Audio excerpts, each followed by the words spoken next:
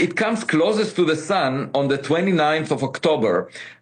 It may well be that if we realize it's technological, the stock market will crash because there will be a huge uncertainty. What do we do? Okay, that's the question. So that was Avi Loeb. He's not a trader or investor. He's actually a professor at Harvard for astrophysics, and he's a leader in his field.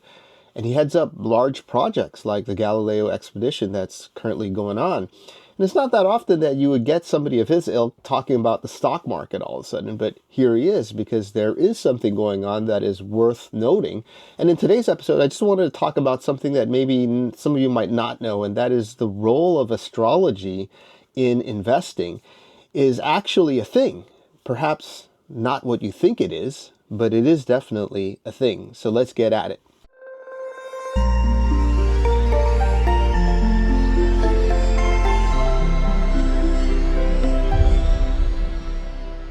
When I was working in the investment industry back then, at one of the shops I was working at in Hedge Fund Row and Park Avenue in Manhattan had a fund-of-funds set up. And I was there building their risk management systems with the risk team. And so I had access to all the data. And there was this one fund that year after year outperformed all the other funds by far. And I mean, it was outperforming all of Bridgewater's alpha return funds, all of Renaissance, and so on and so forth. And I was just very curious. I was like, what does this fund do? And so I asked actually the portfolio manager. This was a multi-billion-dollar fund that this PM was managing. I was like, well, what is this fund, right? How is it doing so well year after year after year and beating everybody else? The top hedge funds, for example. And the PM told me, oh yeah, that one. Well, that one is actually, it's just a guy somewhere out in the Midwest in America. I'm like, what do you mean it's just a guy? And he was like, yeah, it's this astrologist who knows somehow how to apply his knowledge in astrology into the stock market. And that's what he does. And he's been the top return, performer for almost a decade now. And that just kind of blew me away because, it wasn't like I was in some unknown shop. This is one of the top tier places I was in, right? And so I was shocked that the money was going into a fund, basically a guy who was an astrologist. I was just like blown away by that. I was like, is this for real? Like, I seriously had to like sit down and think about what I learned for a couple of days, because I just thought that was, for me, I was like, astrology is woo-woo. And the only people who practice it in terms of investing in stock trading are basically idiots, And then here I was at one of the top houses, and then that's what they're doing, right? I mean, it wasn't the largest position in terms of position size, but it was still in the, millions, right? Tens of millions. It wasn't in the hundies, right? Hundreds of million position sizes, but it was still significant enough where it's not easy to manage that sum of money, right? Because, as as the pot gets larger, the difficulty in ensuring risk and returns at the same time escalates exponentially. So that was the first shocker to me, and that kind of recalibrated my whole thing. I was like, wow, I mean, these guys aren't stupid, right? They have access to the best people. Why are they, why would they be? But then it would just, and they wouldn't ask, right? They wouldn't get, it was essentially a black box bet into an individual. And the thing is, that made me realize that it's actually a thing, right? There are actually situations and cases where, if you want to call it psychics or astrologists or whatever you want to call it, but things that are beyond our understanding and measurement, essentially, as of today with our technology going on that some people have access to. And that is a thing. Like, I actually believe that is definitely a thing going on. But I also understand that there's a lot of fakers and imposters out there, and that's the issue, right? So for every one, you'll get like 1,000 fakers, and then so everybody thinks it's fake and it never works, and it's a bunch of lies, right? And that's unfortunate, because out of all those fakers, there are these like moments where there's real people like that, and if you get access to them, I mean, it's like the CIA and remote viewers and all that stuff that you might be reading. Who knows, right? Like, I keep an open mind.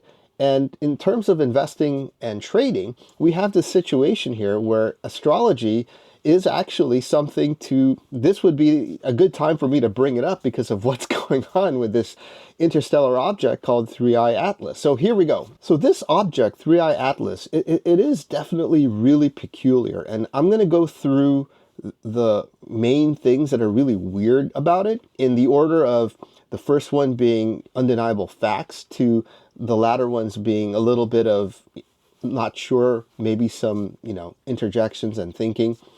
And you can make your own conclusion, derive your own conclusion based on information I share. So the first thing I want to talk about, and I'm not gonna go deep dives into each one of this because that could take a long time. And I'm just going to just summarize it, right? Keep it Sesame Street. So the first thing that's really weird about this interstellar object, and when we say interstellar, it's out of the solar system, so it's somewhere else from maybe the galaxy or maybe another galaxy, who knows where, somewhere in the universe outside of the solar system, right? And the first thing is if you see what I'm doing over here, this is essentially, right, our solar system. You got our planets over here, right? So if we zoom in, now what you got to understand is our solar system is like a pancake. It's very flat, except for, the Pluto, but essentially it's like a flat pancake, okay? And we all rotate around the sun around that. And so the first thing that's really weird is this interstellar object, which you see here is a violet line. So let's go into it.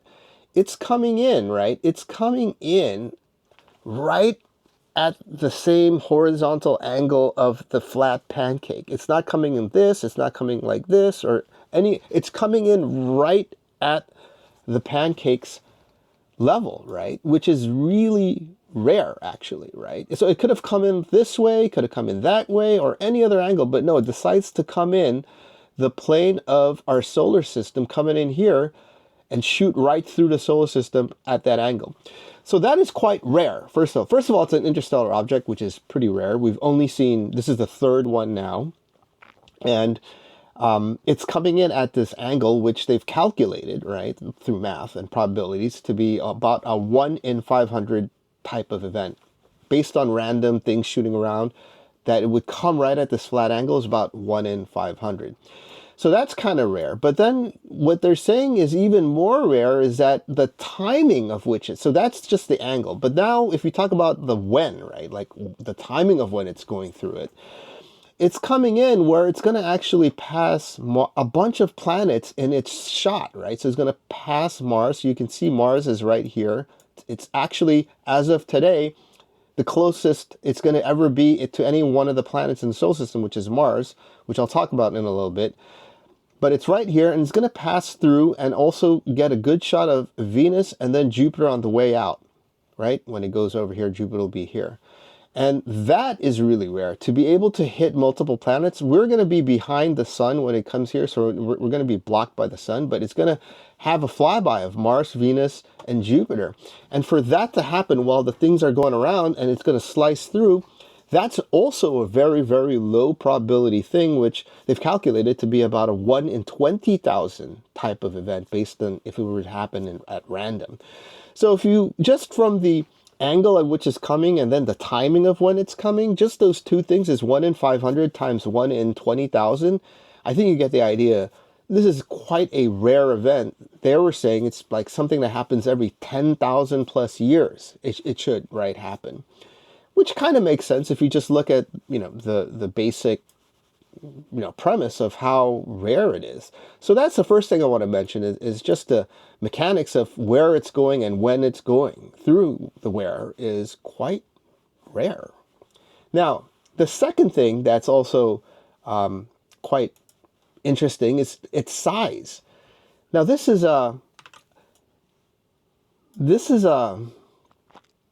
quite a big thing, right? So they've calculated it's 33 billion tons. Now, as I said, there's only been 2 other interstellar objects, things that are coming from outside our solar system. This is the third one. Now, they're saying it's really weird that the third one we're seeing is so huge, right? That the other 2, which we saw in 2005, 10 years ago, and a few years after that, were tiny in comparison. I mean, this is much bigger, right? Much bigger than the asteroid that killed the dinosaurs. That's how rare it is. Plus, it's coming from outside of our solar system. So they're saying that look, if we're going to see something that big, we should have seen a lot more of these smaller guys before we see something this big suddenly, right? So the third one being this big is just from, again, a probability thing is really low. We should have seen like thousands of these smaller guys before we suddenly saw this big guy, right? So for every big rock you see at the beach, you should see a lot of small pebbles, which is kind of what you see in nature, basically. But that's not what's happening. It's our third one that we're seeing is so huge already. Some people are saying, well, your sample size is 3, so you can't make anything out of that. You know, and the reason why sample size is so small is we've only launched these huge telescopes that can actually track these things over the past 10 years. So over 10 years, we've only been able to see 3. And so they're saying your sample size is so small you can't deduce anything. But I believe that it is weird, right? If 10 years we've seen 2 of these, we should have probably seen more of these smaller ones before suddenly seeing such a huge, you know, what they want to call comet. I'm just calling it an interstellar object coming by. And they're able to calculate this through gravity, right? Because it's not behaving the way it should. And that means that it's so massive that the gravitational forces are not affecting it as what it normally should, which allowed them to reverse calculate how massive it is. And in terms of size, they're saying the minimum size is 5 kilometers, but it's probably larger. The minimum is 5 kilometers. And they're saying, like, look, this is the size of Manhattan, right?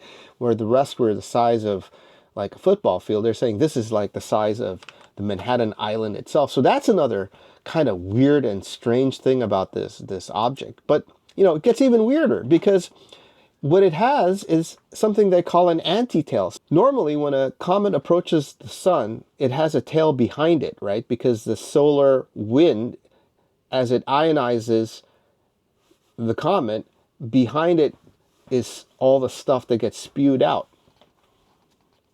That's normal behavior. That's what almost all comets has, is a tail behind it, away from the sun. But what's really weird about this one is that it has a tail in front of it, going towards the sun.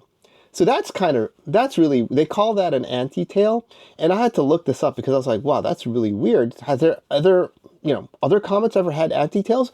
And the answer is yes, there have been a few other comets that have also had anti-tails. And they include like the Hale-Bopp comet. You might have heard of that one. That was a very popular and well-known comet. That also had an anti-tail. But then when I read into what those anti-tails were, turns out those are actually illusions. So what would happen is the comet would have dust in the orbital path, right? So this is a normal tail, right? Away from the sun, right? Going away from the sun. Comet's going here, tail's going out, that's normal. But what would happen is there's debris in the comet's path, right? That then gets ionized. So when you look at it from Earth's point of view, and you look at this situation, it looks like this debris is actually shooting out towards the sun in the opposite direction of its regular tail. So this is actually an optical illusion, okay? That's what's going on. It usually happens as you get closer to the sun, there's debris.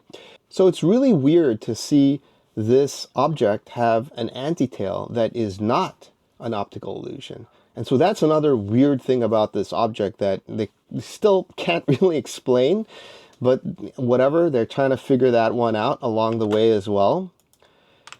Then if you move along to more weirdness is when they sampled, the data, and they had a lot of telescopes pointing at this thing, including the James Webb Telescope, the Hubble Space Telescope, and so on and so forth. And they analyzed the data, and the big telescopes on Earth, like the Very Large Telescope. And when they analyzed the data, they found that it's spewing out nickel without iron. So the headline is extreme abundance ratio of iron and nickel, meaning basically there's almost no iron and it's almost all nickel. And so that is very weird. That has never happened before. And basically we never see that in nature on Earth or in the universe, basically, because what we always do see is whenever we see nickel, we see iron, and there's a very specific ratio that we see them together. And part of the reason is that comes from supernovas from around the universes. When stars explode, that's where we get this nickel-iron combination from, and it's all over the universe. We see it on Earth and everywhere else. And the only time we ever see nickel alone is when there's some, like on Earth, for example, we have a manufacturing process where we actually separate nickel out of it to use for, manufacturing reasons, is when we'll only see nickel. Never in nature. But here it is in this comet. We see a lot of nickel and very low, if any, iron. And so that's also confounded the scientists. They don't understand why that's the case, how that could happen. They have theories. They're like, oh, maybe it's some new unknown thing from somewhere else in the universe that we've never even knew about before. That's why it's doing it. But bottom line is they don't know. And it's the only time they've seen it. And it's really, really strange. So if we move on to the color of this object, this was the original color, right? Back when they saw it, and they first found it in like July, August, and then, later on, it suddenly shifted to this color. So it became green, right? In this weird emerald green color. And that was kind of weird. First of all, the fact that it shifted so far away from the sun, okay, that they couldn't explain why that happened, but, out in Jupiter, why it would suddenly switch colors. And then also when they looked into, this green color that it's emitting, it's only usually almost always diatomic carbon, right, is where you'll see this color. And we've seen this color comets in the past because of diatomic carbon. But when they look at the object, it's not diatomic, it's carbon dioxide. It's mostly carbon dioxide. The ratio of carbon dioxide is also off the charts. Doesn't make sense. So they also are kind of stumped when it comes to the color. They're like, okay, it's green. Normally if it's green, it should be this. And then when they look at it, it's not that. It's something else that they don't know. Right? So still trying to figure out, how is it this color with the chemical composition that it has? Doesn't make sense.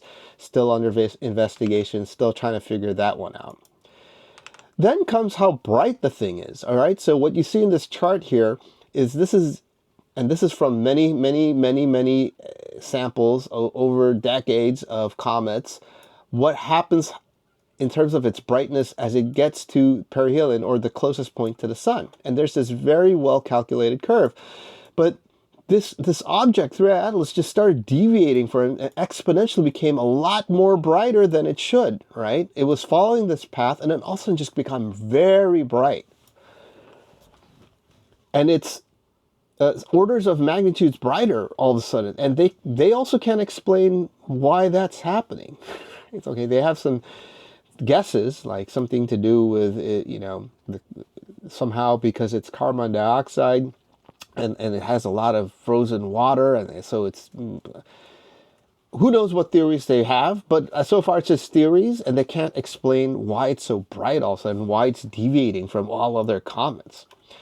And so that's another weird thing about this comet that we're seeing. And then the other thing that, and this kind of stops at the, facts, where it's undeniable stuff that they don't know how to explain, is very recently, there's a huge solar flare that was somehow directed right at the comet, right? And it hit it, and it seems like nothing happened to the comet. Well, first of all, it doesn't have a tail, so it didn't lose its tail, which is what tends to happen to other comets that get hit with a solar flare, but it had no tail, but it had no other impact to it, and it was a pretty large solar flare outburst that was directed towards it. So that was kind of also weird or strange. Right, and it's at the borderline now of like facts, like there's undeniable stuff, because other comets has survived huge ejections from the sun and were okay, so this did too. So now we're at that, you see that borderline. So far we talked about a bunch of things, right? We talked about the plane, the trajectory, the timing, the size of it, the color changing of it, and the composition of nickel of it. And then also how bright it got. So all those things, right, stacked, each one of them is kind of weird, but okay. But then when you stack and layer all of them on top of each other, that's when it starts to get into this zone of like, well, I don't know anymore. Maybe it isn't what we think it is. Or if it is what we think it is, it's like so different from anything we've ever seen in our past that we definitely need to study it some more.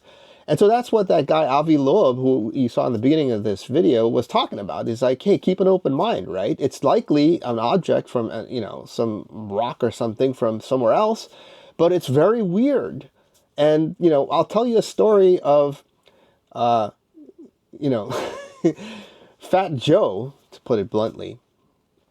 And this is a story that Nassim Taleb wrote in his book, Black Swan, where there's two characters, right? Fat Joe and Dr. John. And Dr. John's a PhD guy, and he straight A's, GPA 4.5, perfect SAT scores, PhDs in multiple, just a smart doctor, academic, okay? And then Fat Joe is like this fat dude from Brooklyn who works at some investment shop doing stockbrokers, and, he knows how to work the system. He gets the first class seats, for a free upgrade because he knows how to talk the talk.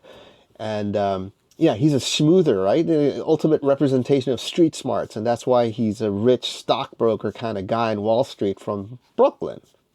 Actually, it's Fat Tony, not Fat Joe.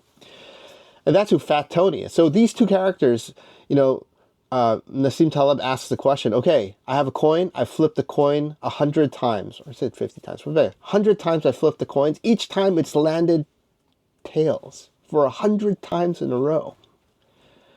I'm going to flip it the 101st time. What is the chances it's going to be tails again? So he asks Dr. John this question. Dr. John is like, don't insult my intelligence. Poo-poo. Of course it's a 50-50. Every single toss is 50-50 when you toss that coin. Even if it was 100 tails in a row, the next one is still a 50-50 chance. That's just math. Stop being stupid. And that's Dr. John's answer, which is basically the entire academic world when it comes to science, mostly these days. Whereas Fat Tony pulls Nassim to the side and be like, I got to tell you, brother, that coin is loaded. If you think I'm going to be playing this game with you, you're mistaken. I ain't playing this game. Of course it's going to be tails. The coin's loaded, right? So I'm not playing the game. And he pulls him and says, look, I know a lot of these academic types. You can take them for a ride. I do all the time with my analysts over at these investment, companies. He has this little story in his book. But, that tells you, it's like, if you're just like stuck into a way of thinking within, some parameters, and you're very good at it, but you fail to see outside of those systems, then you'll miss the boat, just like Dr. John did, because the coin obviously was loaded.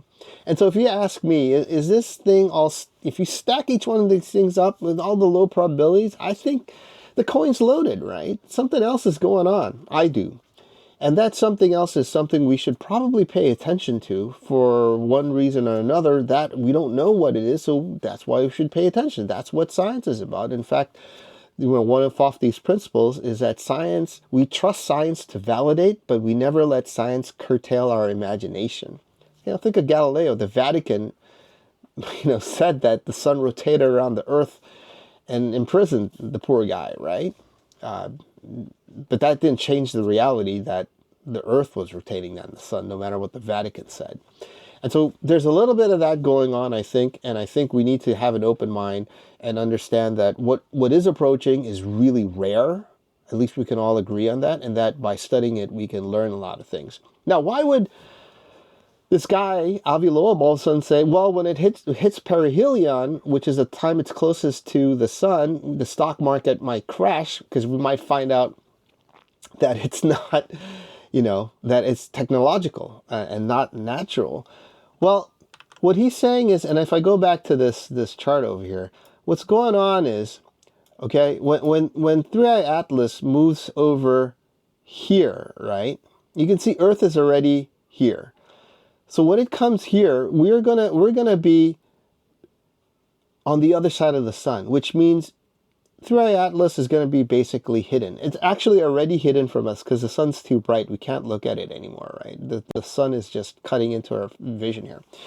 But basically, when it's around here and we're around here, sun's going to be in the way, you can't see it. He's saying that's when, that would be the, if it were to be something technological, that would be when it would do something, pull a maneuver, do something where we can't see it, and then it might just randomly reappear and do something, right? Who knows what it's going to do? If it's a probe, or if it's going to fly by, whatever. But if it does anything weird where it's then going to be clearly not natural, right? Like a change of course of direction at the minimum. Then he says the stock market might crash because, well, all of a sudden, like, who knows what's going to happen now, right? Is this thing going to hit us? Some alien's going to come out? I mean, now we don't know. Anything goes, right, in that situation. And so that's why he's saying what he said. And I don't know what's going to happen, honestly, guys, right? But I'm keeping an open mind. And there's a lot of us, astrology-related investment people out there, the legit ones, okay, that I happen to still have here and there some connections to, who think there's also something going on, even if it's not technological or something, that there's forces in play for the month of October. So that's just something I wanted to keep in mind. I can't explain it. I'm not one of those psychic, astrology, astrophysicist types of folks, but it's just something that I can, hear and listen to and talk about. Now, moving along, there's some other weird stuff that's now a little bit more not so like mathematical. One of them is there was this wow signal back in the 70s, late 70s, that some university students detected, and they called it wow because it was this very loud signal that was not natural, that they couldn't explain, and still to this day cannot explain. And it came from this direction in space that happens to be the direction from which Three-Eye Atlas came from. So now the question was, like, they're thinking, hey, did Three-Eye Atlas actually send that signal, right, to us? And then now it's coming? Could that be the case? And so Avi Loeb actually did a reverse calculation to where it was when the signal was detected, and it was kind of in the realm of where it came from. So he's saying it could be from there. I don't know. But a little bit of, if you ask me, speculation. Just because it came from this weird signal, same direction, doesn't mean it necessarily was it. I will say that it is interesting to note that the timing and everything and where it came from. Yeah, it is. On top of everything else, you add this on, it is kind of interesting now, right? Everything gets a little bit more interesting with everything else. The other thing that's very interesting, okay, is that, as you know, the government's kind of shutting down, right? And with the shutdown is the shutting down of NASA. And so NASA, they're not updating their website anymore that's tracking Three-Eye Atlas, which is a 1 in 10,000 year event. All of a sudden, we're not going to... You got to admit, the timing is really interesting.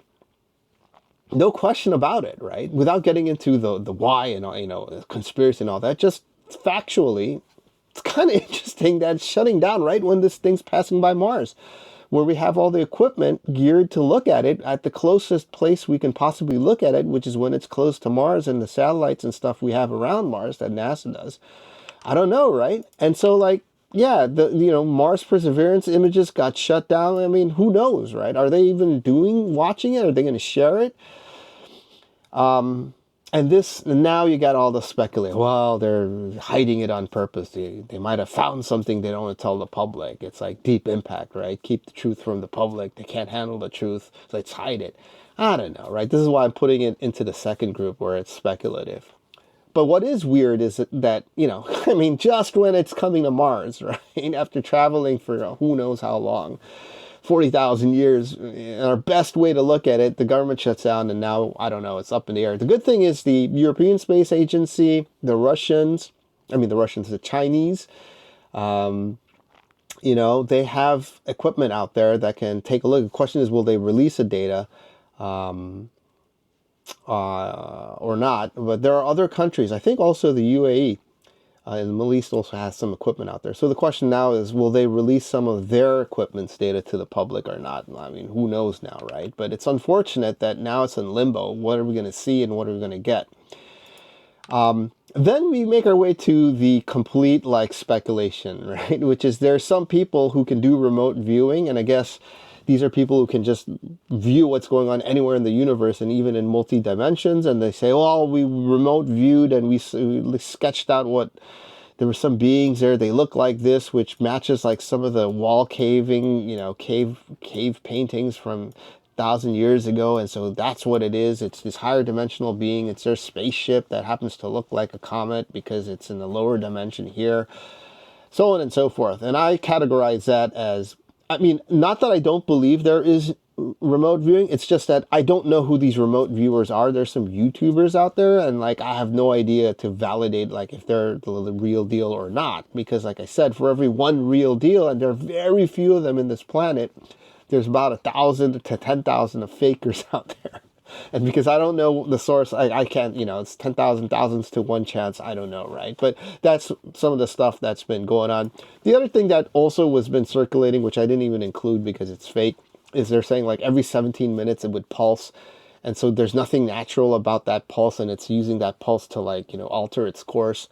I've looked around. I've never seen any actual hard evidence that that was, detected by any of the telescopes or reports or FTP servers out there. So I think that was also kind of just like brought up. So that's a problem. Like with social media, you get a lot of this, additional stuff that muddies the water and then makes you, disentangle what's real versus what's speculation, which is the whole point of why I made this video, was to just make it very clear on what it is and what people think about it with relation to the stock market, that there's a heightened, at the third week of October in perihelion among these people. And some of them, I do know who they are. So I do believe in some of what they say going on, right? And that's just something that I'm just sharing here from what I know. Now, the last thing I want to talk about is something that I am actually quite concerned about and actively watching, and that is a Carrington event, right? So what happens is the sun has an 11-year cycle where it just, during that 11th year, for a couple of years, it just shoots out. There's a lot of solar activity, right? And it shoots out. There's coronal ejections and magnetic storms and solar storms and blah, blah, and flares.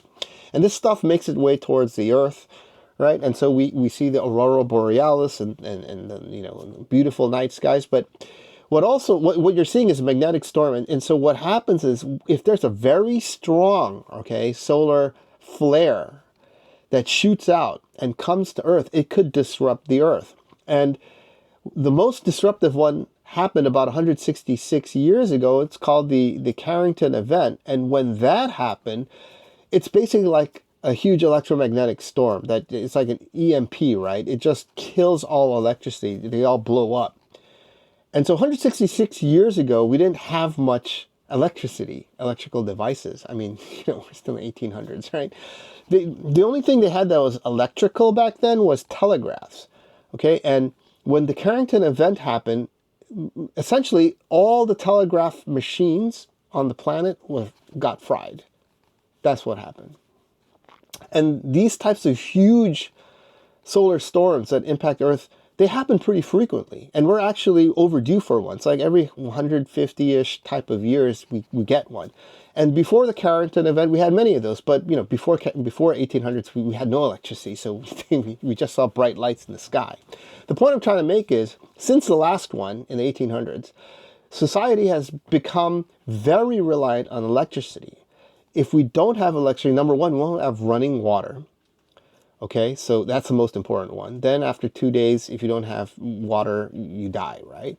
No electricity means no refrigerator, so we can't store our food. They'll get spoiled.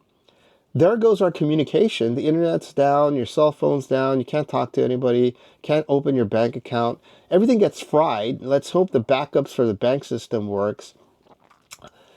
And it just goes on. We'll have complete chaos in the world. You can imagine how this even goes further, right? Like nuclear power plants won't have the electricity to cool, right? The hot rods. Then you'll have an overheated nuclear power plant because they have backups running diesel generators to cool them up. But that's also, just a limited supply. What would happen is all the major transformers would blow up. And if those transformers blow up, then what's going to happen is it's going to take at least 5 to 10 years to replace them because they don't make them that quickly. And so we're talking about massive global blackouts. And that would be a serious, serious event, right? And that's what something is not many people talk about, but it's actually, and I wonder why they don't talk about it, but it's something that happens every so often, right? And we're due for one. And so with all this activity, we're right now in that period. It's been in the 11-year cycle. I think we're in year 2 of the solar heightened activity. So we should expect more, and we have seen some. And with this whole 3 Atlas thing going on, who knows, right? Who knows? We just saw a mass ejection into it. Like when it does perihelion, will something happen? I don't know, but it's heightened now, right? So it's something that is concerning to me. And apparently it's not just me who's concerned about, because, you know, just on, this is recent, right? September 23, NASA comes out and they have an urgent mission to protect GPS power grids from solar storms. It's basically what I'm talking about, right? Suddenly they launched an urgent mission, okay? I don't like this urgent, like why all of a sudden, like it's not like NASA didn't know about it, right? If I know about it, right, even though I'm wearing a NASA shirt, like they should have known about this Carrington event thing like decades ago. In fact, they probably wrote the book on it, right? So they're well aware of it, but then suddenly on September 23, something urged them to make an urgent mission and launch this satellite, okay? Urgently, to protect us from solar storms. And what it is essentially is it's an early warning device. So it can go out and then, you know, it'll buy us about like 7-8 minutes time, right? If that early detection thing goes off, we have that few minutes to on Earth, right? Once we get the signal, to tell everybody in the planet, yo, shut your transformer down in your cities and whatnot, so they don't blow up, right? So when the storm comes, everything doesn't blow up, will be okay, and then they'll turn it back on. That's essentially what this is. But I don't get why all of a sudden on September 23, you know, something they have known for decades, they decided that it was urgent and they had to urgently launch satellite. You know, that kind of stuff is like, I'm telling you, like, why all of a sudden now is it urgent, right? I don't know, but there it is. So, you know, look, again, I'm not an astrologer, I'm not a psychic or any one of those things. I have learned to understand that they do matter. I've also learned that there are, you know, infinite numbers of fakers out there, which make most people disbelieve that there's such a thing. But I have seen if you get to certain places, you be able to see, and I've seen, right? And so that was a game changer for me. And I do believe in them, even though I do understand there's a ton of fakers. And based on what I'm seeing, there's some heightened thing going on right now in the month of October that I do think may have an implication to the dynamics of the stock market. More than that, I can't really tell you. You're going to have to find the real one and go and ask that person yourself. And even then, that person may not be able to explain to you, because I've been through that. So having said that, I hope you enjoyed this episode. It's kind of a different take on what I normally talk about. But if you like it, give it a like, subscribe, and share it out. I'll see you in the next episode. Stay safe. Peace out.